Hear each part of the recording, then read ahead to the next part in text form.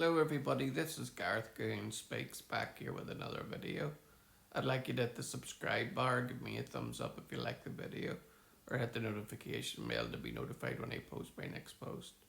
Or otherwise you could donate to my ministry and the charities that I support at garethcahoon3@gmail.com on PayPal. Or otherwise you could look me up on my YouTube page and like and subscribe there. You can see videos that get blocked elsewhere. And also, if you scroll down to the very bottom to my created playlists, you can be able to see the videos that I watch on YouTube when I'm not on YouTube myself. This one here is a bit of a tragic story, but it has been happening in France, Germany, Spain, even in the UK there's been fires, but this one in particular was a pretty bad one, and here's how it goes. 600 buildings burn, 60,000 people evacuate in horrific natural disaster in Washington. Wildfires in Washington state are destroying entire neighborhoods and forcing tens of thousands of residents to flee their homes. Officials say it's the worst natural disaster in the region's history. As flames quickly tore through neighborhoods, thousands fled for their lives. So far, the inferno has consumed hundreds of structures and forced 60,000 people to evacuate. More than 600 homes, and there were beautiful homes at that, and buildings in the Spokane area of Washington have been damaged or destroyed by multiple fires. Video and photo from the area revealed terror and total devastation. Eric Frank recorded his home's final moments.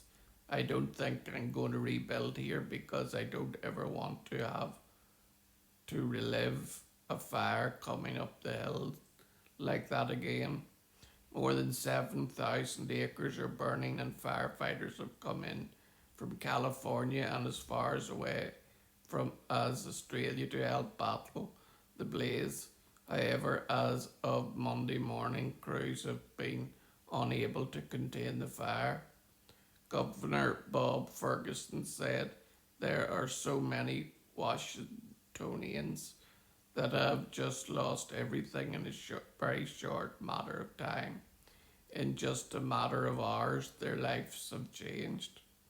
It's not just happening in Washington state. Wildfires are burning across the West, with dozens in the Pacific Northwest alone fed by drought and high winds. The whole Northwest is heavily impacted right now, says Kelly Visacara, the spokesperson for the federal team from California, handling what's been named the Big Grass Fire in western Idaho and eastern Oregon.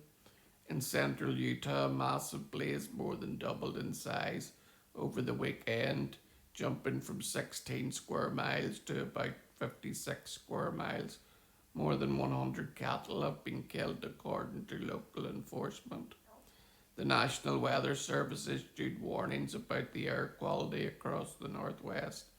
It issued a red flag warnings for the parts of Utah and Montana and western Nebraska, an extreme heat warning from the southern parts of Arizona, California, Nevada, and northern Montana.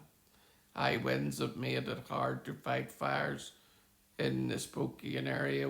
Wind gusts from 35 miles per hour to 45 miles per hour have been expected by the afternoon, said Benjamin Cossell, Public Information Officer for the Federal Response Team from California, called in Saturday night to deal with the fires. We have weather working against us, and we have terrain working against us, Cossell said.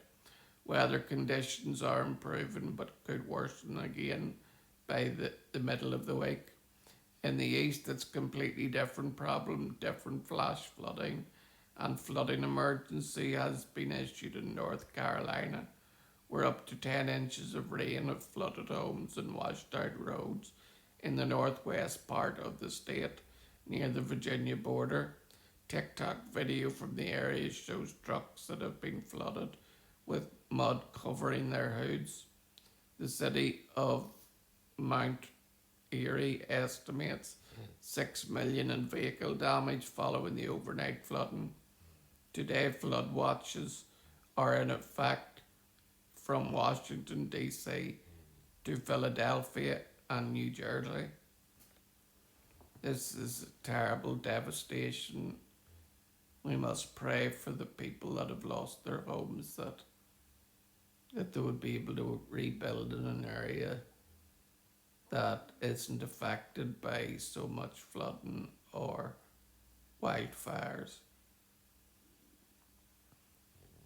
We've had so much heat this last while that it has dried the forests up, and with less forest management, meaning cutting down dead branches and taking away flammable material as much as they can,